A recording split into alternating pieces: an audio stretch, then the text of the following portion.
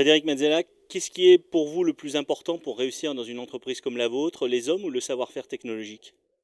Ah, pour nous, c'est clairement les hommes, c'est-à-dire que c'est pas forcément la technologie, même si elle est très importante, qui va faire qu'on réussit, c'est plutôt les hommes qui vont réussir à s'adapter notamment à l'environnement, parce que ça bouge très très très vite dans notre domaine, et il faut être capable de s'adapter en permanence à des nouvelles méthodes, à des nouveaux acteurs, à des nouvelles géographies, à des nouvelles cultures, à des nouvelles manières de faire. Donc il faut vraiment s'adapter, et les hommes sont encore meilleurs à l'adaptation aujourd'hui que les machines. Ce qui veut dire qu'un des défis importants pour vous, c'est de savoir bien recruter?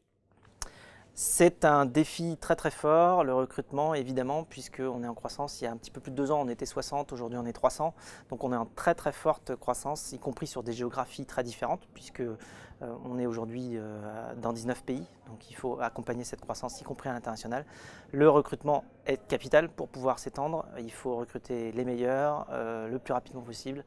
C'est un vrai enjeu, et ensuite il faut conserver la culture, et donc pour ça on a mis en place aussi beaucoup de valeurs que l'on partage et que l'on diffuse et qui nous permettent d'être sûr qu'on conserve une ambiance de travail excellente et très motivante. Vous dites qu'il faut savoir accompagner la croissance qui est très rapide comme celle de votre entreprise.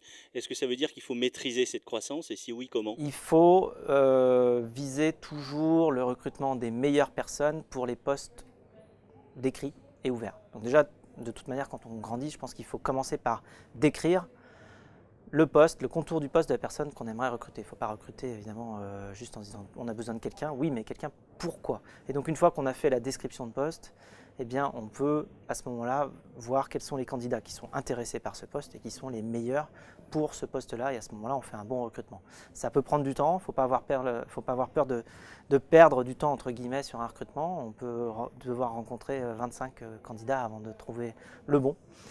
C'est comme ça, le recrutement c'est une matière un petit peu difficile et spéciale, parce que c'est différent de tout un tas d'autres choses opérationnelles que l'on fait et qui sont plus crantées, on va dire étape par étape. Le recrutement, parfois, on passe beaucoup de temps, et puis c'est juste à un moment où on a la bonne personne. Quand on a créé une entreprise en très forte croissance comme la vôtre, est-ce qu'on a quelquefois peur qu'elle s'échappe et d'en perdre le contrôle? Alors de toute manière, de base, un entrepreneur a toujours peur normalement, hein, enfin, il est un petit peu parano de tout ce qui peut arriver à son entreprise.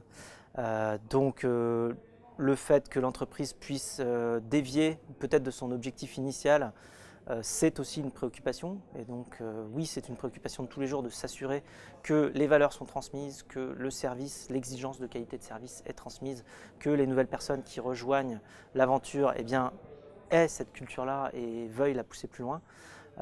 Donc voilà, mais ça se vit très très bien, hein, tout comme les autres problématiques auxquelles on doit faire face quand on est entrepreneur.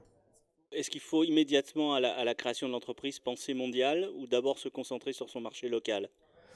Ça dépend des sociétés, des activités comme le covoiturage demandent à ce que l'on pense directement mondial, oui, parce que en fait, on a un produit qui ne demande qu'à s'étendre dans d'autres pays, et donc ce serait trop dommage et ce serait se priver de beaucoup de potentiel que de penser uniquement national. Par contre, oui, tester, éprouver, avoir le meilleur produit en local avant de s'étendre, c'est aussi une bonne manière. C'est-à-dire qu'il faut construire les deux quand on doit aller vite, mais il ne faut pas oublier la qualité de ce qu'on est en train de construire.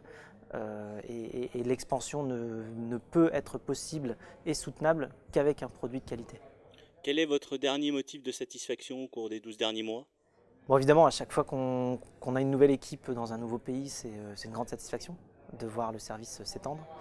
Ensuite, il y a quelque chose qu'on a mis en place récemment, qui est un outil qui permet en ligne directement, qui s'appelle le Blabla Help, qui permet aux membres de la communauté d'aider les autres membres de la communauté. C'est-à-dire que quand vous êtes nouveau sur le service, sur Blablacar, vous allez demander de l'aide aux anciens qui vont vous répondre très rapidement, puisque 95% des réponses se font en moins de 10 secondes.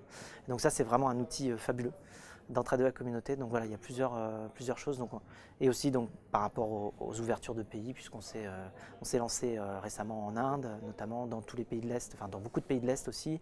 Et puis on a mis un premier pied en Amérique, puisqu'on a ouvert au Mexique. Merci. Merci.